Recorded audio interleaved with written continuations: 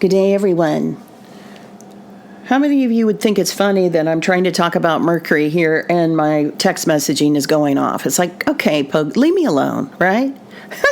I'm just kidding. Anyway, let's talk about Moon conjunct Mercury. I'm turning my phone off. Whew. Okay, so Moon conjunct Mercury is all about what? The moon needs, the needs of the moon, the needs. I need shelter. I need clothing. I need to be fed. I need food. I need to feel safe. I need to feel loved. It's a strong desire. Maslow's hierarchy of needs. We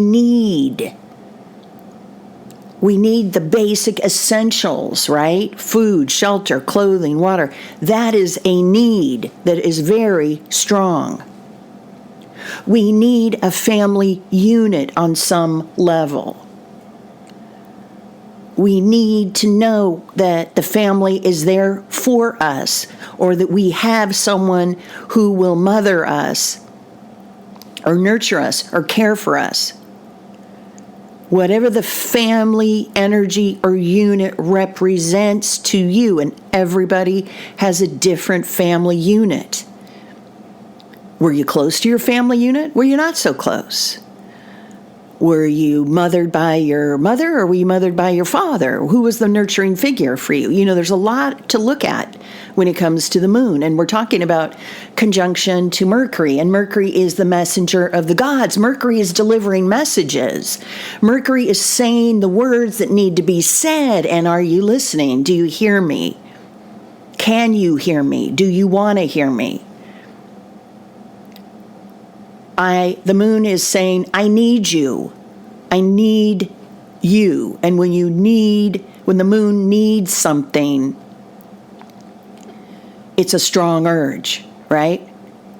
And there's a strong urge for communications, writing, teaching, talking, communication devices, people that communicate, people that write, people that speak, people that talk, people that do all forms of communication. And the devices you use and the ways you communicate. Do you listen? Do you talk? Do you talk too much? Are you a talk show host? Mercury rules, all forms of communications and transportation, and your cars and your short trips and electronic devices and your iPhone, your iPad, your desktop, your virtual meetings, your Skype, your Zoom, your Facebook, your Messenger, your YouTube, name it. It's there. Okay? And if you carry moon needing Mercury, then you need to be fed mercurial energies. And so, if you carry this, the first thing you need to do is be aware you have it. And second, know that it is strong. Okay? And when something is strong, you need to make sure you are getting fed first. Right? You know how they say when you're on an airplane, put your oxygen mask on first and then help others. Well, in this case, you need to make sure you're getting fed mercurial energy. And what would that mean? Well, it could mean you simply love to read, you love to write, you love to text, you love social media, you love to do websites, you like to communicate, you like to speak. You're a talk show host, you like to be a stand-up comic, you're entertaining. There can be a lot or there can be a little, but you need something. Is what I'm trying to say. You need something, okay? And if you don't get that something, you may seek it outside of yourself. And what happens when we seek something outside of ourselves? When we put that on the world, when you go out in the world in your career and you put Mercury into the world you work in and you put that out there as a need, and you're not getting it from the work you do or from your boss or from your coworkers, you might be very dissatisfied, right?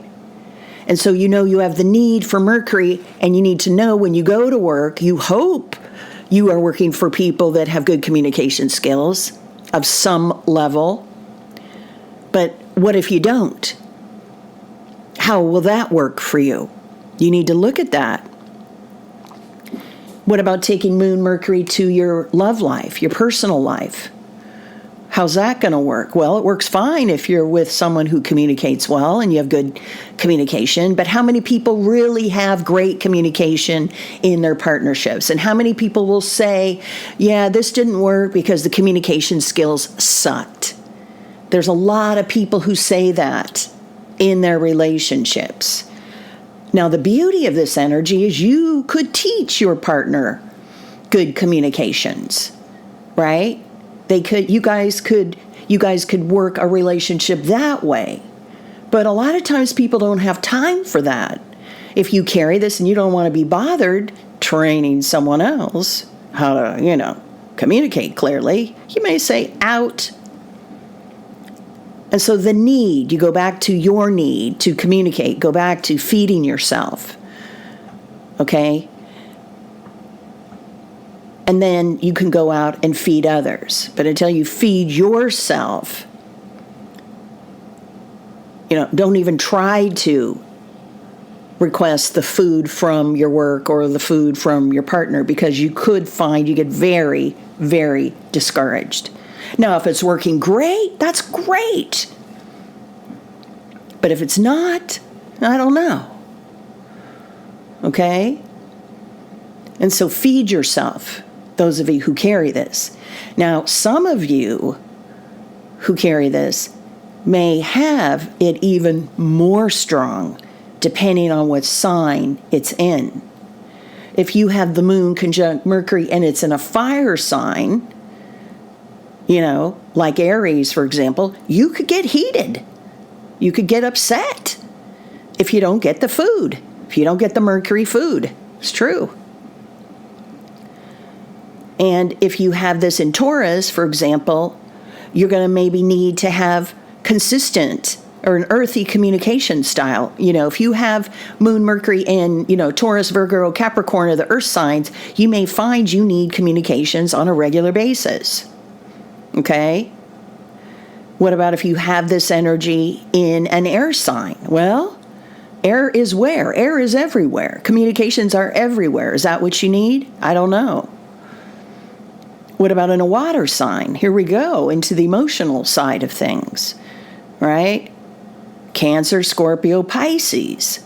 This can get kind of emotional, very emotional. If this is in Scorpio, it could be very intense. If it's in Pisces, it could be very depressing, and you could get down in the dumps if you don't get it.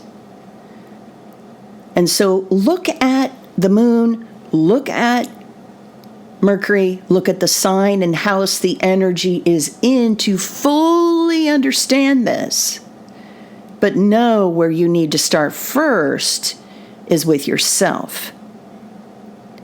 I'll talk to you soon. Bye-bye.